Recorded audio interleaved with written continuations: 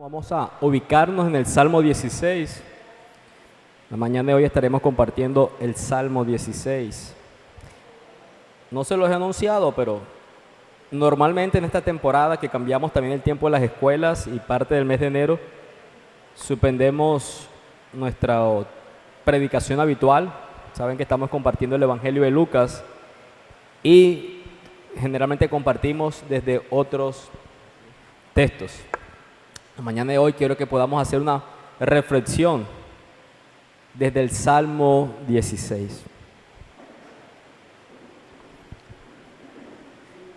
¿Cómo nos gusta hacer la lectura en este lugar, en esta casa? Cuando leemos la palabra del Rey nos ponemos en pie delante de la presencia del Rey. Voy a leer del versículo 1 al versículo 10 y a una sola voz leeremos el versículo 16. Yo leo desde la versión Nueva Biblia de las Américas, para que usted lo tenga presente. Recuerde, voy a leer del 1 al 10 y a una sola voz leeremos el versículo 16. Dice la palabra del Señor. Protégeme, oh Dios, pues en ti me refugio. Yo dije al Señor, tú eres mi Señor, ningún bien tengo fuera de ti. En cuanto a los santos que están en la tierra, ellos son los nobles en quien está toda mi delicia. Se multiplicarán las aflicciones de aquellos que han corrido tras otro Dios. No derramaré yo sus libaciones de sangre, ni sus nombres pronunciarán mis labios. El Señor es la porción de mi herencia y de mi copa. Tú sustentas mi suerte, las cuerdas me cayeron en lugares agradables. En verdad es hermosa la herencia que me ha tocado. Bendeciré al Señor que me aconseja, en verdad, en las noches mi corazón me instruye. Al Señor he puesto continuamente delante de mí, porque está a mi diestra, permaneceré firme. Por tanto, mi corazón se alegra y mi alma se regocija, también mi carne morará segura. Porque tú no abandonarás mi alma en el Seol, ni permitirás que tu santo sufra corrupción. Juntos. La senda de la vida, en tu presencia hay plenitud de gozo, en tu diestra hay deleites para siempre. Amado Señor, una de las bendiciones que tú nos das en tus palabras es darnos distintos textos en distintas formas gramaticales. La bendición de los salmos es poder leer sentimientos de personas que manifiestan en una relación contigo. Este salmo vemos palabras como alegría, gozo, regocijo en tu presencia. En tu presencia hay plenitud de gozo, dice el salmista, Señor. Quizás para nosotros no se experimenta o se siente así, Señor. Déjanos, Padre, aprender cómo este hombre llegó a esa conclusión, Señor. Déjanos ver a Cristo en este texto, déjanos ver a nosotros en este texto, Señor. Y usa este conocimiento para la alabanza y la gloria de tu nombre. Sabemos que las debilidades de la audiencia, los pecados del predicador, Señor, pueden ser una barrera en el entendimiento de tu palabra. Pero cuando oramos, Señor, oramos porque conocemos tu gracia y sabemos que tú no tienes límites. Señor, háblanos, por favor. Háblanos en esta mañana. Te lo pedimos por los méritos de Cristo. Amén y amén. Pueden sentarse, por favor.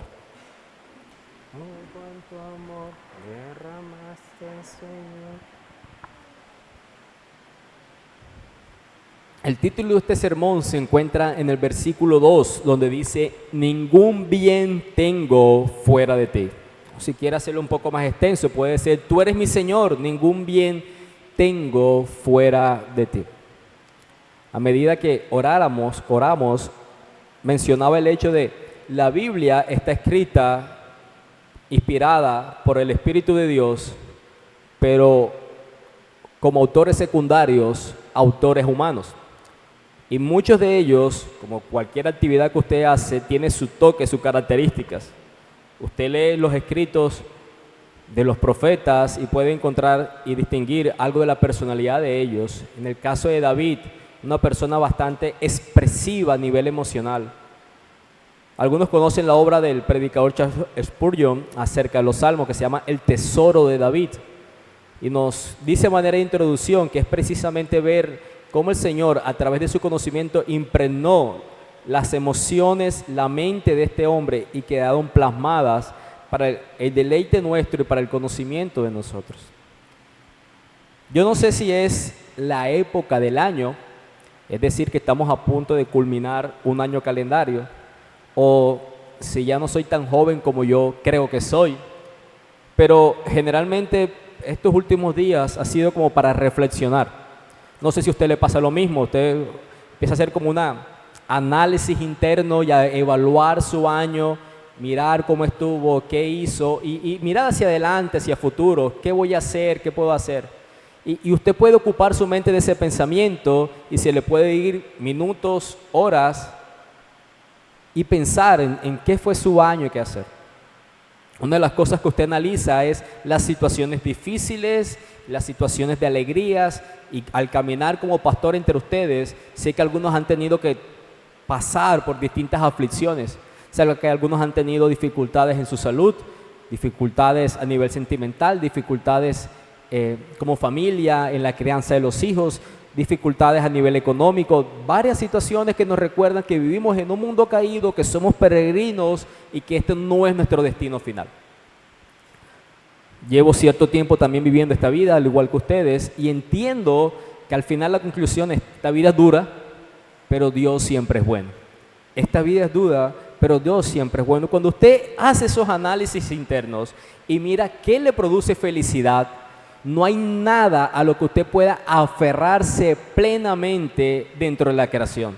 Es decir, al mirar lo que le aflige, hay muchas situaciones como las que ya les mencioné, pero al tratar de considerar qué le genera esa felicidad, ese gozo y que pueda permanecer o hacerle estar presente durante el próximo año, usted se queda sin respuesta.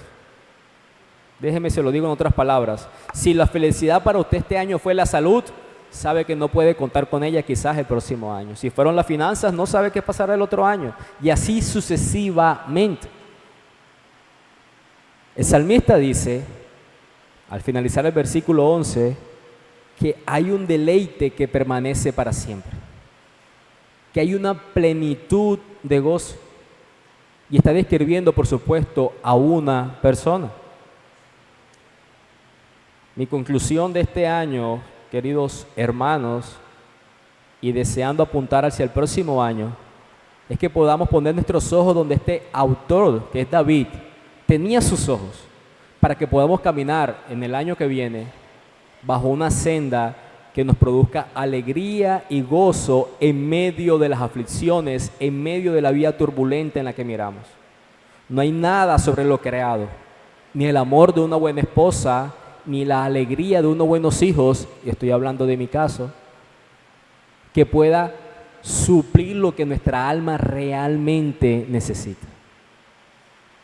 Miremos entonces, vamos a ir versículo a versículo. Usted puede irme escuchando, si me puede escuchar bien, y puede ir siguiendo el texto desde la Biblia que usted tenga, física o digital. Iremos versículo a versículo. Empieza con una petición. El salmista rápidamente introduce una petición: protégeme, oh Dios. Ese protégeme quiere decir sálvame, guárdame, no me sueltes, aférrate a mí. Podría preguntar, ¿oramos nosotros de esa manera? Esa es una oración habitual a nosotros. Y si no la hacemos, creo que no estás pensando con claridad en qué mundo es que tú vives, en qué mundo es que te desarrolles y te desenvuelves. Es una petición parecida, quizás en ese texto que les voy a hacer pensar, es mucho más amplia, esa oración que conocemos como el Padre Nuestro. Cuando el Señor Jesús nos modeló esa oración y nos recuerda que protégenos, sálvanos de todo mal, guárdame de toda maldad. Apunta hacia eso. Tú no puedes continuar tu vida como creyente desde la autosuficiencia. Si no es una oración habitual, pedir al Señor que te guarde, que no te suelte, que lo sientas que Él te aferra, que tú sientas a esa seguridad que Él brinda, no puedes caminar tu vida como creyente. ¿Por qué? Porque significaría que confiarías en ti mismo. significaría que confías en ti mismo. Este hombre, al pedirle a Dios que lo guarde y lo proteja, está haciendo una manifestación de dependencia. No me puedo fiar de mí. Ahora, particularmente en este salmo, ¿de qué está pidiendo que lo proteja? ¿De qué está pidiendo que lo preserve? Ya llegaremos a esa respuesta. El versículo 2 dice: yo dije al Señor, tú eres mi Señor, ningún bien tengo fuera de ti. Tú eres mi Señor, tú eres mi bien. Pero cuando él dice ningún bien tengo fuera de ti, está diciendo en pocas palabras cuál es su bien. Tú eres mi bien y fuera de ti no tengo otro bien. Tú eres mi Señor, tú eres mi bien. Cuando él está diciendo Señor, hemos aprendido que es un título de soberanía, de mandato. Tú eres el que mandas, tú eres el que gobiernas. Aquí sucede lo que tú consideras, no lo que yo pienso al final. Yo reconozco que eres el Señor de todas las cosas, eres el Señor de mi vida, eres el Señor de todo lo que sucede y al mismo tiempo tú eres mi bien. Es cierto, tenemos otros señores, otras autoridades sobre nuestras vidas, pero aún esas autoridades están sobre nosotros porque tú las has delegado. Ustedes recuerdan cuando Jesús le dice a Pilato, si alguna autoridad tienes sobre mí, es porque se te ha comisionado desde arriba, desde mi Padre. Entonces, yo te reconozco, yo sé que hay otras personas que rigen mi vida. Y usted dice, yo no tengo ninguna autoridad sobre mi vida, además del Señor. Y me estoy riendo porque me impresionaba al escuchar a mi hijo mayor, cuando yo le digo, debes obedecer a tu papá y a tu mamá. Y él me responde, papá, solo Dios debe obedecer. Solo a Dios debo escuchar. Dios dice que solo, hijo, Dios dice que solo debes escuchar. Y Él dice que obedezcas a papá y a mamá. No, solo a Dios obedezco. Eso es otra manera de decirme no te quiero obedecer. Y ciertamente usted y yo tenemos otras autoridades, como los niños tienen a los padres, o las autoridades civiles. Incluso usted no se vuelve un semáforo en rojo porque lo reconoce como una autoridad sobre usted, que le brinda seguridad. Pero cuando decimos que es Señor, cuando el salmista está diciendo Señor, está diciendo que Él gobierna aún las autoridades que tiene sobre sí. Pero también dice, tú eres mi bien. Es cierto que tenemos otros bienes en nuestras vidas. Es cierto que podemos disfrutar de lo que este mundo proporcionado por Dios nos ofrece. Pero precisamente eso que disfrutamos y lo podemos hacer cuando reconocemos que Él nos los ha dado. Y usted puede decir, esta afirmación está excluyendo todo lo demás. No, el salmista no está diciendo que no disfrute de los demás. Dios ha proporcionado una familia, unos hijos, un compañerismo, una amistad, un alimento, una bebida para nuestro placer y para nuestro deleite. Pero cuando Él dice, yo no tengo ningún bien aparte de ti, es como si estuviera diciendo, mira, todo lo que puedo saborear, probar, no se compara a lo que yo puedo experimentar contigo. Tú eres mi mayor bien, tú eres mi bien, tú eres mi mayor deleite. Incluso, dice el versículo 3, en cuanto a los santos que están en la tierra, ellos son los nobles en quienes está toda mi delicia. Miren que él está hablando aquí que también se recrea o disfruta, porque habla de delicia, a los santos que están en la tierra. Y esa palabra santos está hablando a otros que creen en Dios como él mismo cree, es decir, el salmista. Pero ¿a qué hace referencia que se disfruta? Que ve a estos hermanos en la fe, a estos santos como su delicia. ¿A qué hace diferencia eso? Él no está siendo idólatra, él no está recreándose en otro hermano creyente. No, él lo que está diciendo es, yo me complazco en ello y los veo como mi delicia porque ellos tienen la fuente de su placer en la misma fuente que es mi placer, que eres tú mismo. Por eso primero dice en el versículo 2, tú eres mi bien, no tengo ningún bien fuera de ti, pero otras personas que también te reconocen como su bien superior son personas en las que me gusta estar, son personas con las que me gusta compartir. Me deleita tu pueblo porque tú eres el deleite de ese pueblo. Me deleito en tu pueblo porque tú eres el deleite de ese pueblo. Es lo que está diciendo el salmista aquí en el versículo 3. Y por supuesto que me queda como cuando queda el centro a Falcao sin arquero, ahí facilito para hacer el gol. Estoy hablando de que el salmista está diciendo que se deleita en su pueblo porque el pueblo se deleita en él. Y estamos hablando del tiempo que queremos tener después del sermón. ¿Cuál es la razón por la que usted quiera quedarse? Que debería quedarse. ¿Cuál es la razón para tener una conversación de los unos a los otros? Porque alrededor de usted hay otras personas que se regocijan y se deleitan en el Señor. Una persona que encuentra su anhelo, su plenitud en Dios, es una persona que le gusta estar con otros que tienen el mismo placer y deleite en el Señor. Nos alegramos con los que se alegran en el Señor y sufrimos y compartimos el sufrimiento con los que sufren dentro del Señor. Y es lo que el salmista está diciendo. Él no se está contradiciendo. Lo que me deleita de tu pueblo es que tú eres su deleite, tú eres mi bien, no tengo ningún bien fuera de ti. Y si no hay nada de ti en este pueblo, no quiero nada con este pueblo.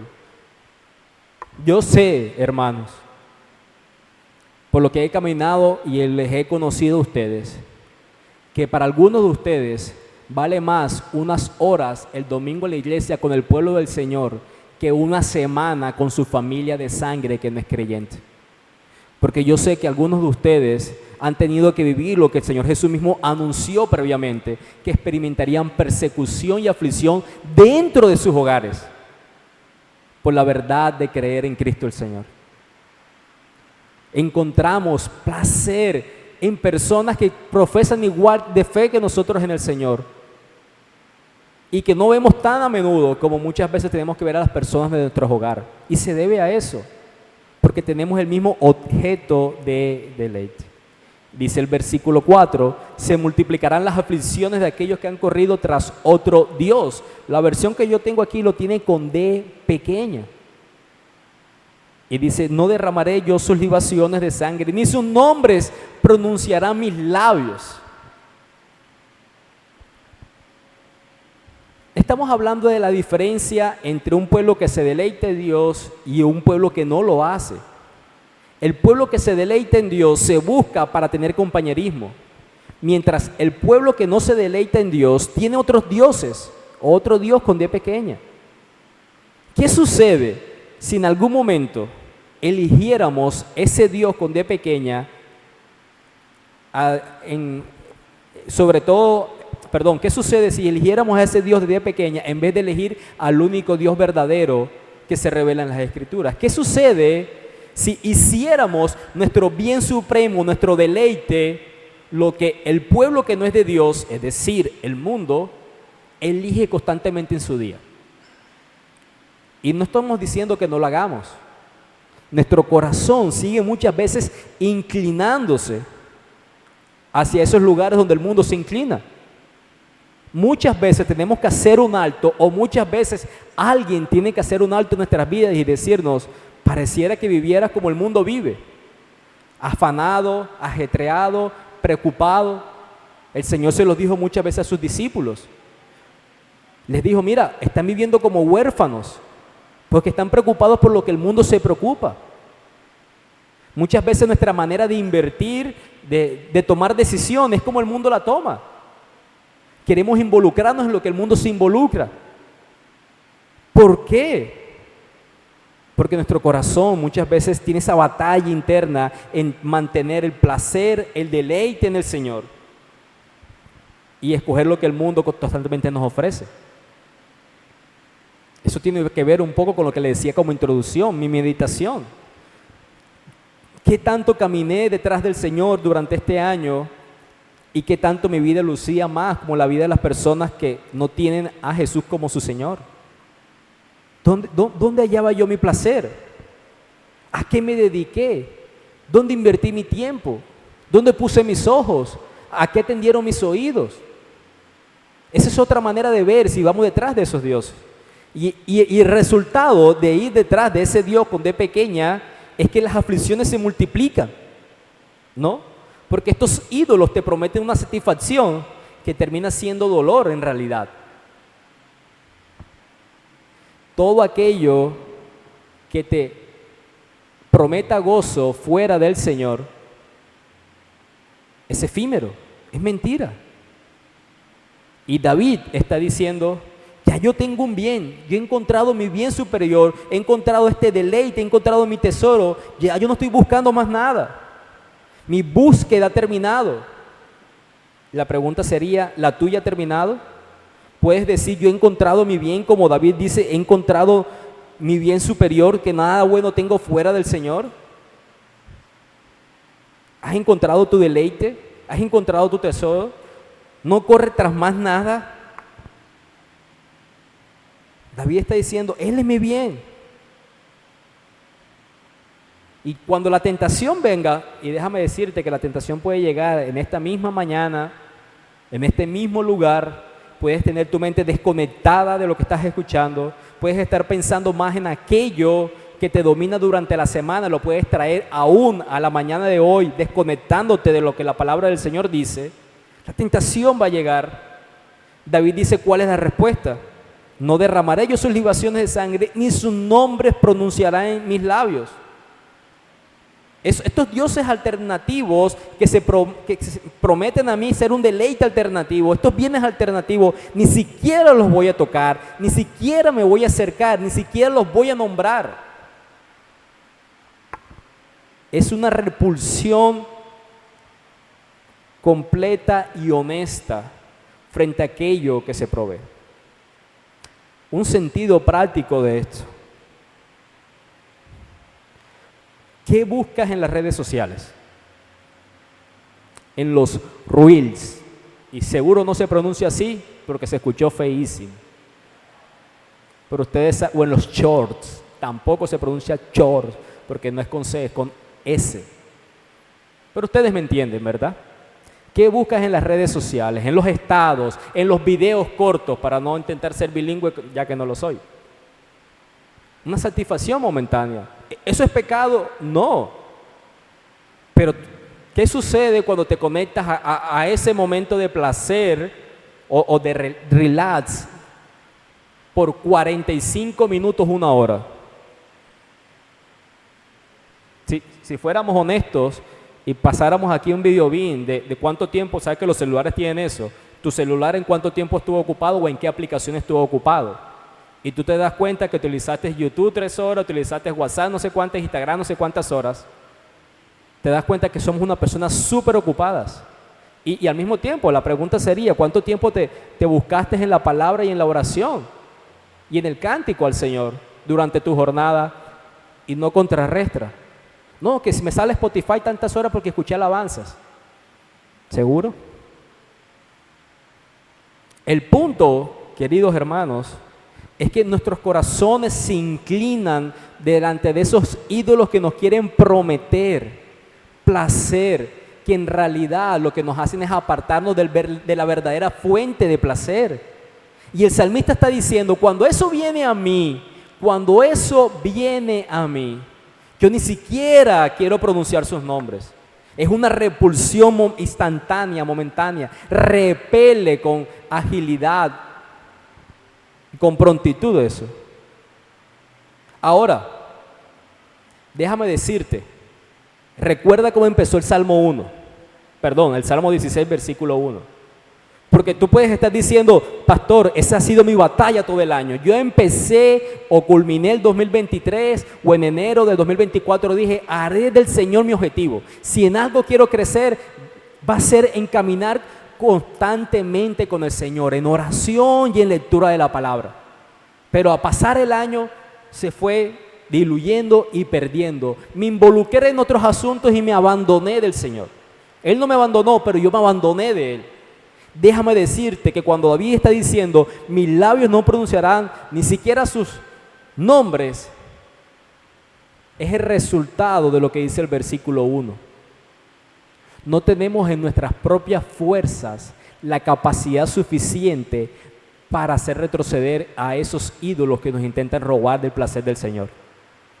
Por eso David está diciendo, protégeme, guárdame. En el Nuevo Testamento se nos dice que Él nos da el querer como el hacer. Él está clamando por lo que sabe que desea, pero que no puede en sí mismo. Hablaba con un hermano, un amigo durante la semana y me decía, pastor, ¿sabe qué? Yo no quiero volver a este pecado. Y yo le decía, déjame decirte algo. A ese pecado volverás porque no es suficiente decir no quiero volver a ese pecado.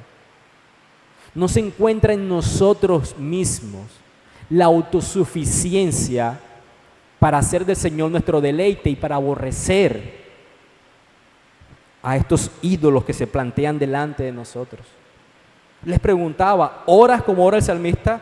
Guárdame, protégeme. ¿Luchas de esa manera? Esa es la batalla de la vida cristiana. Para tener a Dios como nuestro bien, tener a Dios como nuestro deleite, tener a Dios como nuestro tesoro. Mientras que el mundo te está diciendo, mira, yo soy mejor que esa búsqueda de Dios. Mira, en mí hay un mayor placer. No escuches a Dios, hazlo de esta manera. Entonces, la manera en que nos enfrentamos en esa lucha que se desarrolla internamente de nosotros es suplicando, clamando al Señor. Señor, sálvame, no me dejes arrastrar por estos dioses, por ese Dios de día pequeña.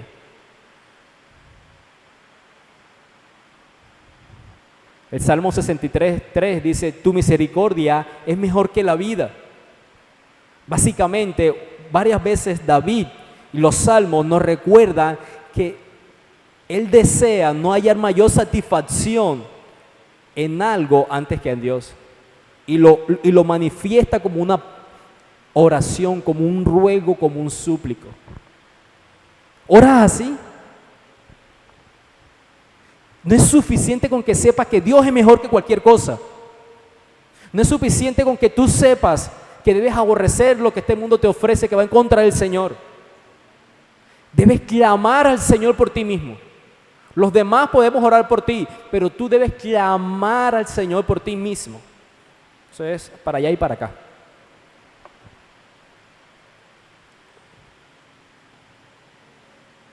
Muchos conocen esos refranes de casa de herrero, asadón de palo. Es increíble cómo el ministerio tiene muchas ocupaciones y si no las tiene, como los que estamos dentro del ministerio nos inventamos ocupaciones. Y podemos hacer el Señor el objeto de estudio, a quien le servimos y tenemos una agenda y nos involucramos en tantas cosas y nos podemos alejar del Señor.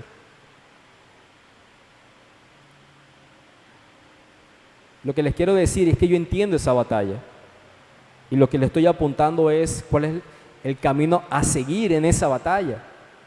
El versículo 1 clama por la preservación, por ser guardado. El versículo 4 nos declara cuál es el peligro en que nos encontramos. Pasamos al versículo 5. El Señor es la porción de mi herencia y de mi copa, tú sustentas mi suerte.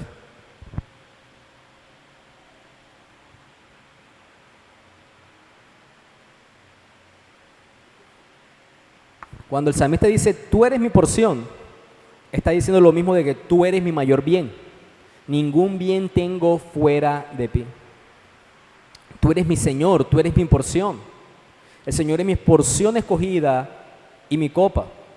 Es como lo mismo de decir el versículo 2, no tengo ningún bien fuera de ti. Tú eres mi porción, tú eres mi elección. Tú eres mi mayor bien, mi mayor satisfacción. Y dice, tú sustentas mi suerte. Ahora, hay una relación entre la suerte y la herencia dentro de este versículo. Porque las herencias a menudo se distribuían en este mundo antiguo por sorteo entre los miembros de la familia y entre las tribus. Usted puede mirar eso en el libro de Números, capítulo 26, versículo 56. Capítulo 33, versículo 54, las herencias se distribuían por medio de suertes. Generalmente se echaba suertes, a ti te corresponde esta parte, a ti te corresponde esta parte, a ti te corresponde esta parte.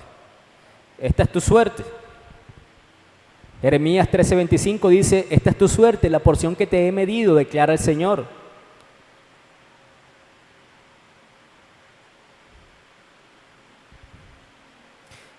Básicamente, cuando en el mundo antiguo ellos echaban suertes, era otra manera de decir Dios elige.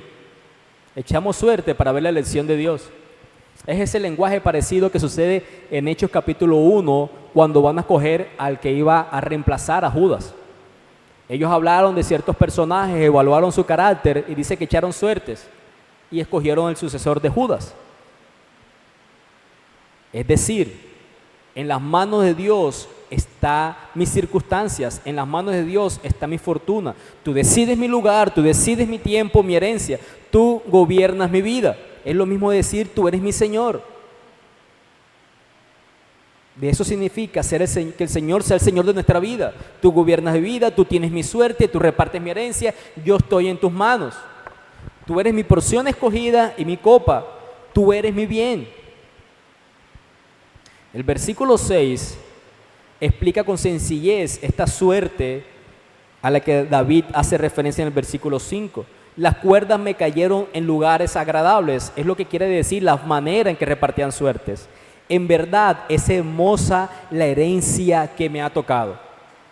David está diciendo, mira, se repartió una herencia y lo que me corresponde a mí es hermoso. Esa herencia es hermosa. La parte que a mí me correspondió es bellísima. ¿Cuál es esa suerte?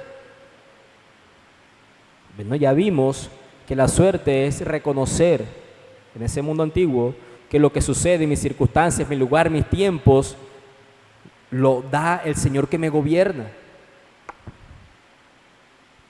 Mi futuro con Dios, que es lo que Dios me ha dado, es hermoso. Mi herencia es una herencia hermosa. ¿Qué es lo principal que David ha estado hablando? ¿Cuál es su mayor bien que David ha estado viendo en los versículos del 1 al 6? A Dios mismo. El mayor bien que David ha estado describiendo sobre su propia vida es a Dios mismo. Él es su Señor, Él es el que le gobierna, Él es el que le da ese placer, ese deleite. Es como si le estuviera diciendo en los versículos 5 y 6, mira, tú eres mi suerte, tú tienes mi suerte en tus manos y tú eres mi suerte. Es como si dijera mejores palabras, tú repartes mi herencia y tú eres mi herencia. La asignación de lo que me corresponde a mí me lo ha dado el Señor. ¿Y qué es lo que tú me has dado que es hermoso? Tú mismo. Es lo que Él está diciendo. Tú gobiernas mi vida, pero tú eres mi vida. Tú repartes mi herencia, pero tú eres mi herencia. Versículos 2 y 3, Él es mi Señor, Él es mi bien. Versículos 5 y 6 lo expresan de otra manera, Él es mi suerte. Es lo mismo. Y en medio de esto está, no vayas tras otro Dios. ¿Cómo puedes elegir otro Dios? Pues que nuestro corazón se inclina para eso. ¿Cuál es la solución? Presérvame, oh Dios. Van viendo la conexión, 2 y 3, Él es mi Señor, Él es mi bien. 5 y 6, Él es mi suerte, Él es mi herencia. En medio de eso podemos irnos detrás de otros dioses. ¿Cuál es la solución? Tú eres quien me protege. Clamo para que me guardes, para que me preserves. Guárdame. Porque a pesar de que yo sé de que tú eres mi bien, a pesar de que yo sé que tú eres mi herencia más hermosa, existen estos otros dioses que inclinan mi corazón hacia ellos. Y no es suficiente con que yo lo sepa. Yo quiero que tú me guardes estas circunstancias.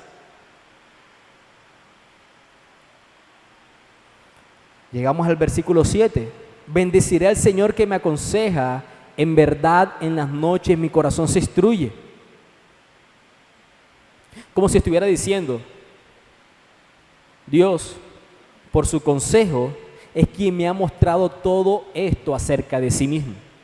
No es un invento mío, sino que Él me lo ha revelado a mí. Y me lo ha dejado claro, que Él es mi Señor, que Él es mi bien y que Él sostiene mi suerte y Él es mi porción. Incluso, aún de noche y de día, me ha mostrado estas cosas. Creo que es el punto del versículo 7. Él está hablando de un deleite superior frente al mundo creado. Él está hablando de que todavía existen enemigos que pueden ver, que pueden tentar a su corazón para no elegir a este quien es su Señor, a este quien es su bien, a este que es su herencia más hermosa. Cuando Él dice, el Señor me aconseja, el Señor es el que me guía, Él es el que me instruye, Él está diciendo, toda esta información la estoy dando porque el Señor me la ha revelado.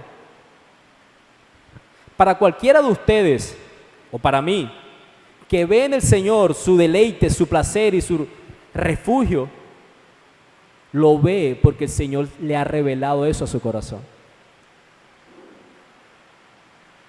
Usted como padre, como madre, puede instruir a sus hijos. Mira, no he hallado en otra cosa, en este mundo creado, nada mejor que seguir al Señor. Pero sus hijos crecen con esa verdad, pero puede que no la sigan, porque hasta que el Señor no se la revele a ellos mismos y sus ojos espirituales sean abiertos a esta verdad, ellos no podrán afirmar con la misma convicción con la que usted los instruyó. Nuestra oración entonces debe ser mantenernos fieles en la instrucción y clamar al Señor para que dé esa comprensión a las personas como nuestros hijos o las personas a nuestro alrededor cuando le hablamos de este Señor. ¿Por qué el mundo se desgasta en todo lo que se desgasta, como usted lo puede ver en esta época del año y las demás épocas también? Porque en el corazón de ellos la luz de Cristo todavía no ha sido alumbrada. El placer de regocijo de lo que significa un tiempo de comunión con el Señor todavía no ha sido alumbrado.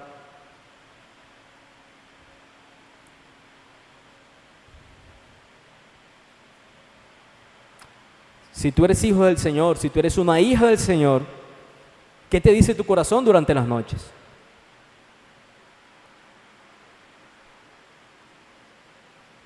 Si tú miras este año que te prometiste a ti mismo continuar un plan de lectura que incluía no sé cuántos capítulos al día, reflexiones, compraste cuadernos, marcadores, resaltadores, hasta regla para poner líneas, compraste hasta algún comentario bíblico y todo ese tipo de asuntos, hasta una Biblia nueva y todo ese tipo de asuntos que compraste para caminar con regularidad durante este 2024 con el Señor. Y tú miras para atrás y tú dices, esa plática se perdió. ¿Qué te hace considerarte un hijo del Señor? Aún en esos momentos de debilidad, ¿dónde encuentras la esperanza? Si eres un hijo del Señor, el Señor recordará a tu corazón la exhortación que debes arrepentirte, pero también un llamado de amor con el que Él constantemente te dice, ven hijo mío, ven a mí, a mi presencia, donde existe esa plenitud de gozo. Señor, da testimonio a los que son suyos de que somos sus hijos. Nuestra esperanza se halla en que Él mismo nos instruye. Nuestra esperanza se halla en que Él mismo nos habla.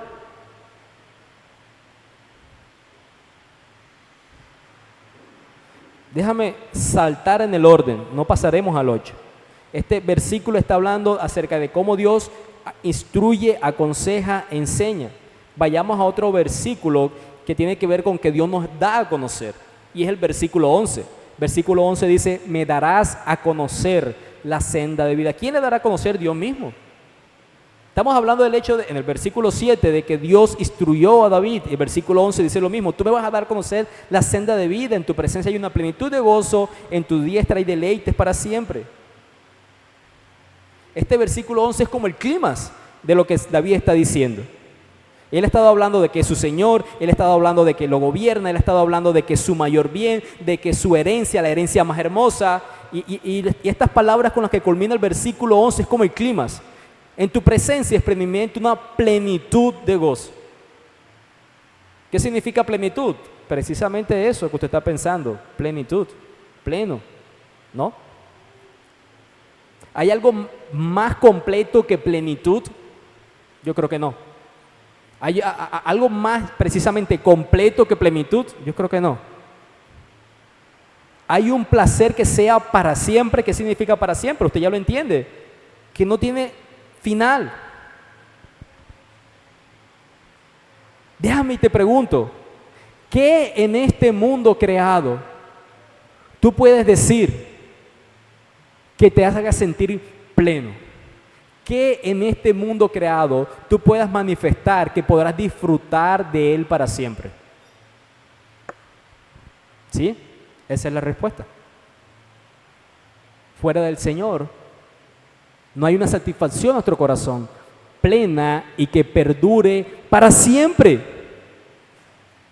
Ese es un placer que fue iniciado en nosotros cuando su Espíritu vino a morar dentro de nosotros y que no tiene una fecha de caducidad, no culmina jamás.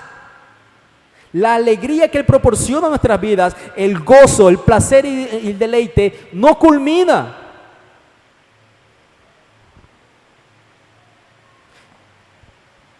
Algunos de ustedes los ha visitado la muerte durante este año y vieron interrumpido incluso vínculos cercanos, familiares, de conocidos. Y lo que experimentaban en esta tierra, por un periodo de tiempo, si la persona es creyente, no lo volverán a experimentar. Pero con el Señor, el placer es para siempre. Si en algún momento te sentiste bien, porque la salud nos hace sentir bien, has sentido la aflicción física también. Pero el verdadero placer para siempre se halla en el Señor. Déjame hacerte una pregunta. Sé honesto. ¿Tú crees que Dios es capaz de darte alegría por siempre? ¿O ese por siempre para ti tiene un límite de tiempo, supongamos, como 1000 años? Oye, mira, voy a ir a la presencia del Señor y yo creo que los primeros 1000 años voy a pasarla genial, en pleno conocimiento de Él, en plena alegría y satisfacción. Pero siendo honesto, no sé qué voy a hacer de mi vida en el cielo después de los 1000 años. ¿Es tu manera de pensar acerca de lo que el Señor proporciona a tu vida en satisfacción y deleite? ¿Encuentras algún límite de lo que Él provee a tu vida? Yo creo que una de las cosas que limita nuestra constancia y consistencia en la devoción es que no creemos esto, que Él realmente proporciona plenitud de gozo y alegría, deleite para siempre. Si fuéramos más conscientes, no estoy diciendo que es que no lo conozcamos, estoy hablando de ser consciente. Usted conoce la diferencia entre conocer y ser consciente. Usted puede conocer a Dios, pero no es consciente de todas las cosas referentes a Dios. Nos involucraríamos más en la búsqueda del Señor, en un compromiso real con Él, caminando en la oración y en la palabra, porque somos conscientes que en Él hallamos ese deleite, ese placer y esa plenitud.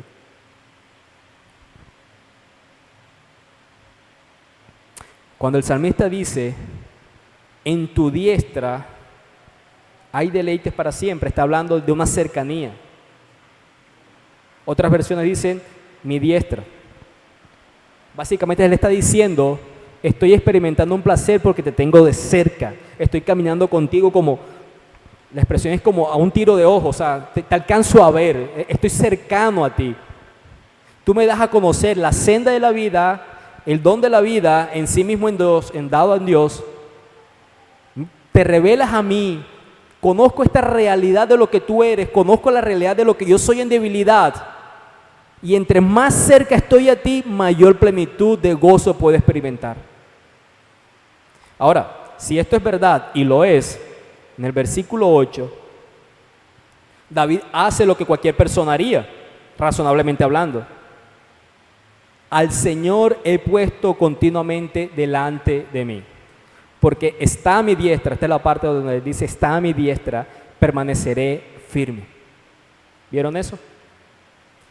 Aquí vamos en el sentido de que David está reconociendo que esta realidad, tú eres mi Señor, tú me gobiernas, tú eres mi herencia, tú eres mi mayor bien, tú eres mi deleite, yo conozco esto porque tú me lo has revelado.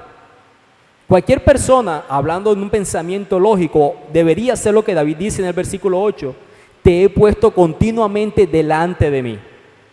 En vez de correr lejos de ti, en vez de poner otros dioses delante de mí, en vez de usar tanto tiempo las redes sociales, que es lo que mencionamos hace un momento, en vez de confiar solamente en mi trabajo, en vez de desgastarme y querer construir un emporio económico para buscar esa seguridad y todo ese tipo de otros dioses con D pequeña, en cualquiera de ese tipo de circunstancias, prefiero ponerte continuamente delante de mí. Bella esa palabra, pero qué difícil es vivirla.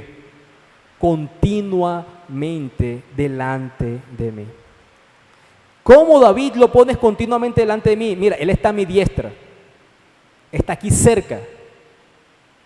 Yo no puedo decir que, no sé, donde se encuentran los tacos de la luz, está a mi diestra. Yo puedo decir que este parlante está a mi diestra, está aquí cerca. Eso es lo que Él quiere decir. Le pongo cerca, le busco cerca, lo mantengo cerca. Es así como debes pasar tus días, es así como debes vivir la vida cristiana. Te levantas mañana por la mañana y deberíamos ponerlo delante de nosotros por medio de su palabra. Te acercas a Él, te pones en posición, lo tomas, lo mantienes, meditas en Él, ves en Él esa posición atesorada, apreciada, honrada delante de tu mano, como si fuera tu mano derecha, ahí cercano, adelante de tu vida. Si Dios se ha dado a conocer a tu propia vida y te ha dado a conocer a ti mismo delante de Él, entonces deberíamos hacer lo que David hace: buscarle continuamente, clamando por oración. Y cuando podemos vivir una vida que continuamente busca al Señor, es el resultado de la oración del versículo 1: presérvame, guárdame, aférrame a tu mano. Que podamos caminar continuamente con el Señor es el resultado de esa petición. El clamor debe ser siempre: manténme siempre delante de ti, Señor, siempre a la vista, déjame verte siempre como el mayor tesoro y apreciado. Oh Señor, mira, yo lucho con una agenda muy apretada. En esta temporada de mi vida, los niños me agobian. En esta temporada de mi vida, el trabajo es agobiante. En esta temporada de mi vida, mi salud es frágil. Me preocupa quedarme dormido porque yo no sé si volveré a despertar. Señor, mira, si me detengo y no trabajo, no como. Porque o trabajo y como, o no trabajo y no como. Así son mis finanzas. Frente a todas estas circunstancias a las que vivimos cualquiera de nosotros, a algunos les toca como el combo completo de aflicción. Él está diciendo, el salmista: mira, hay un mayor bien, un mayor deleite, una herencia más hermosa.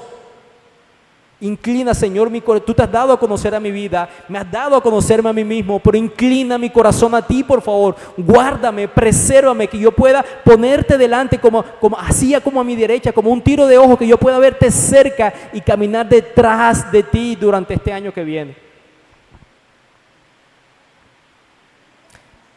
Llegamos a los versículos finales, versículo 9 y versículo 10.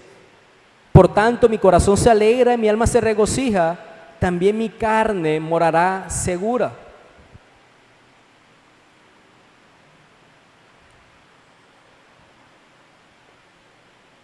La alegría que experimenta nuestro corazón, el regocijo de nuestra alma, es como un preludio, es como un tráiler de los placeres eternos que el versículo 11 nos manifiesta. Lo que podemos experimentar de este lado del Señor en medio de las aflicciones que normalmente también experimentamos mientras que vivimos esta batalla de fe, esta carrera, como dice el apóstol Pablo. Mientras experimentamos todo eso, es un anticipo de un placer eterno en la presencia del Señor. Y dice el versículo 10: porque tú no abandonarás mi alma en el Seol, la tumba, ni permitirás que tu santo sufra corrupción. Y yo sé que usted ha leído esas palabras, algunos de ustedes en otros textos, pero si no los hubiera leído, uno se preguntaría, o los que estuvieran leyendo David en esa época: ¿cómo así que tu santo no va a sufrir corrupción?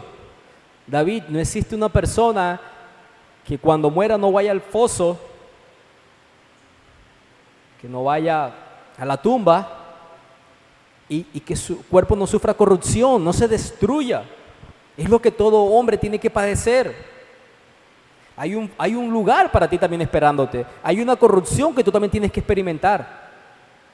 Toda persona que muere tiene que pudrirse, tendrá que ver esa corrupción. En Hechos capítulo 2, si puede vaya para allá, y también en Hechos capítulo 13, pero en Hechos capítulo 13 es el apóstol Pablo, en Hechos capítulo 2 es el apóstol Pedro, es ese sermón de Pentecostés que muchos conocen. Ahí, el apóstol Pedro, hablando de este salmo, dice de quién está haciendo referencia David en esta parte. Versículo 23 de Hechos capítulo 2. Este fue entregado por el plan determinado y el pleno conocimiento de Dios. Ustedes lo clavaron en una cruz por manos de impíos y lo mataron. Pero Dios lo resucitó, poniendo fin a la agonía de la muerte, puesto que no era posible que él quedara bajo el dominio de ella.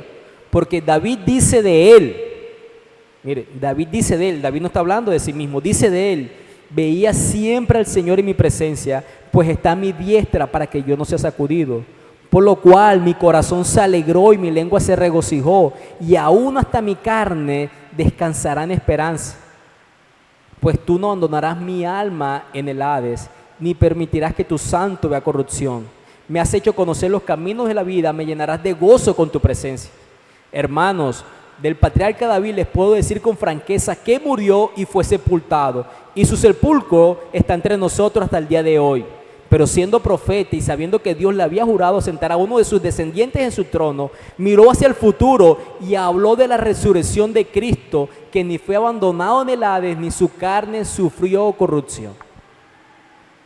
¿Vieron la interpretación de Pedro en relación a este versículo? Déjenme se los digo en pocas palabras. Mientras los autores de las Escrituras escribían, siempre fueron inspirados por el Espíritu de Dios. Más adelante, varios apóstoles nos mencionan que las palabras del Señor es inspirado completamente por Dios mismo.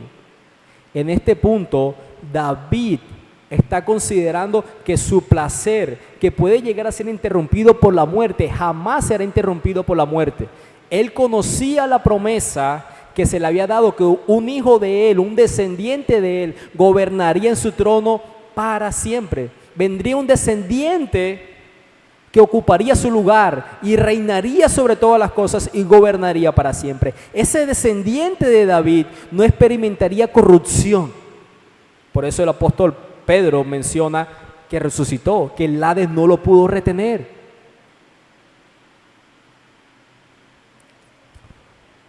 ¿Qué quiere decir eso?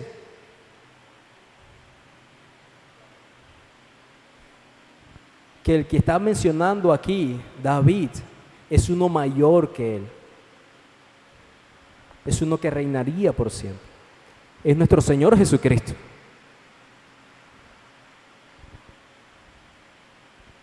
En este punto, el Espíritu del Señor eleva los ojos de David, no solo aparente para que redacte, sino para que vea su esperanza en otro superior que a sí mismo. Él sabe que es un hombre pecador, David, y usted y yo también. Él sabe que no puede hallar esperanza en sí mismo, porque si él hace ese autoexamen de cómo ha sido su obediencia delante de Dios, es un examen perdido. Nadie puede estar delante del Padre por las obras de justicia, porque nadie es suficientemente bueno. Pero él pudo mirar hacia adelante, hacia la promesa que había otro que reinaría y que no experimentaría la corrupción. Básicamente que resucitaría. David puede experimentar que Dios es su Señor, que Dios es su deleite, que Dios es su porción, que Dios es su herencia, que Dios le dará placeres para siempre y que la muerte misma no sería la última palabra, que Dios no le abandonaría en el Seol, porque tenía sus ojos puestos en Cristo.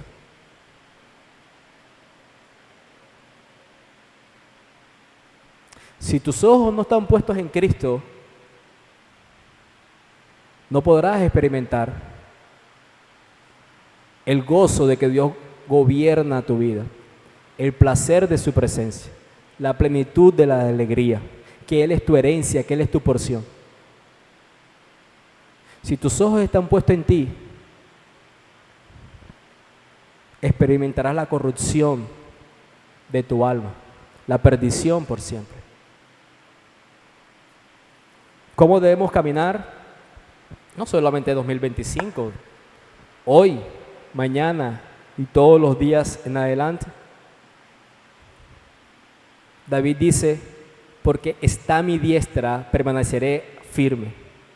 Fija tu mirada en Cristo, ponlo cerca de ti. Busca donde se encuentra Cristo. Cristo está en su palabra. Refúgiate en la oración como una manera de pedirle al Señor, guárdame, presérvame, para poner a Cristo delante de mí tan cerca que pueda experimentar el gobierno de tu vida sobre mi vida, el placer que tú proporcionas, la alegría que David habla. Ayúdame a caminar con Cristo cerca. Ayúdame a buscarle sobre todas las cosas. Ayúdame a decirle no a todo aquello que se quiere levantar para usurpar el lugar de Cristo en mi corazón. Deseo que esa sea su oración y la mía, lo que culmina en este momento el sermón, pero también lo sea de aquí en adelante. Que el Señor sea nuestro deleite, nuestra plenitud de gozo, pero que lo tengamos cerca y podamos decir como David, Él está a mi diestra. Amado Señor, Padre, gracias por tu misericordia y tu bondad, por la oportunidad que nos das de compartir tu palabra. Un último domingo de este año 2024, Señor, de muchas maneras nos has ayudado a caminar como iglesia. Recordamos temporadas de calor, recordamos temporadas de hurto, de dolor. Recordamos muchas circunstancias también de alegría y de regocijo, Señor. Ayúdanos, Padre, es nuestra petición, a poner nuestra mirada en Cristo, que esté a nuestra diestra, cercano a nosotros. Que así como el salmista podamos orar una y otra vez, Señor, protégenos, guárdanos de involucrarnos en cosas que nos roban el placer y la alegría de ver a Cristo, Señor. Bendito seas. Amén y amén.